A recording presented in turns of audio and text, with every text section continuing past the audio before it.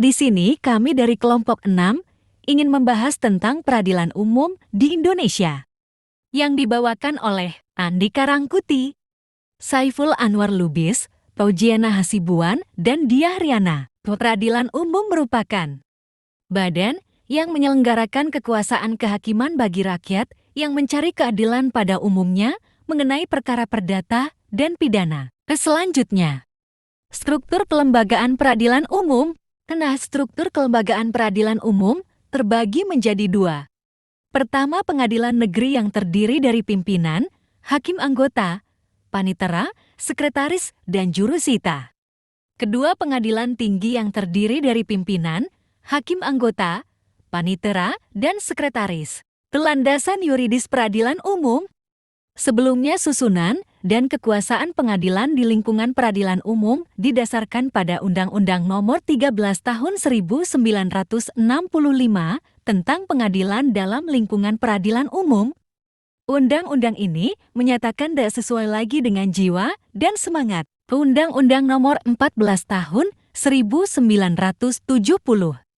Kemudian Undang-Undang Nomor 14 ini dikeluarkan Undang-Undang Nomor 2 Tahun 1986 tentang peradilan umum yang isinya mengatur susunan, kekuasaan, dan kedudukan hakim serta tata kerja administrasi pada pengadilan negeri dan pengadilan tinggi. Selanjutnya, kekuasaan kehakiman di lingkungan peradilan umum dilaksanakan oleh pengadilan negeri dan pengadilan tinggi. Yang dimana pengadilan negeri ini sebagai pengadilan tingkat pertama yang berkedudukan di Kota Madia atau di ibu kota kabupaten yang bertugas memeriksa, memutus, dan menyelesaikan perkara pidana dan perkara perdata di tingkat pertama, dan pengadilan tingkat banding yang berkedudukan di ibu kota provinsi yang bertugas mengadili perkara pidana dan perkara perdata di tingkat banding. Selanjutnya, proses pengangkatan hakim di peradilan umum. Pengangkatan hakim dilakukan melalui proses seleksi yang transparan, akuntabel dan partisipatif, dan dilakukan bersama oleh Mahkamah Agung serta Komisi Yudisial.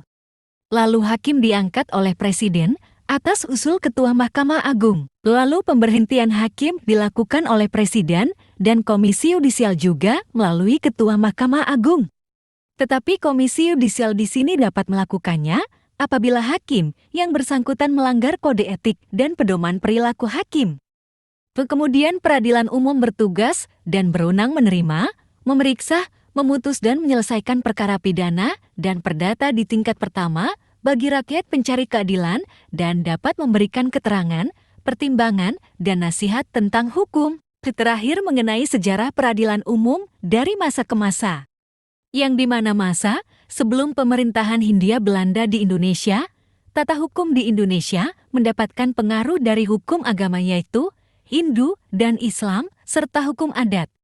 Pengaruh agama Hindu tersebut dapat dilihat pada sistem peradilannya, di mana dibedakan antara perkara pradata dan perkara padu.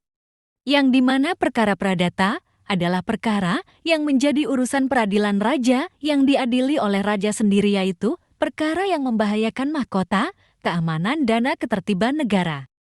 Hukum pradata ini bersumber dari hukum Hindu, di mana raja adalah pusat kekuasaan, sedangkan perkara padu adalah perkara mengenai kepentingan rakyat perseorangan, dan perkara ini diadili oleh pejabat negara yang disebut jaksa. Sekian hasil presentasi kami ini, kami ucapkan terima kasih. Wassalamualaikum warahmatullahi wabarakatuh.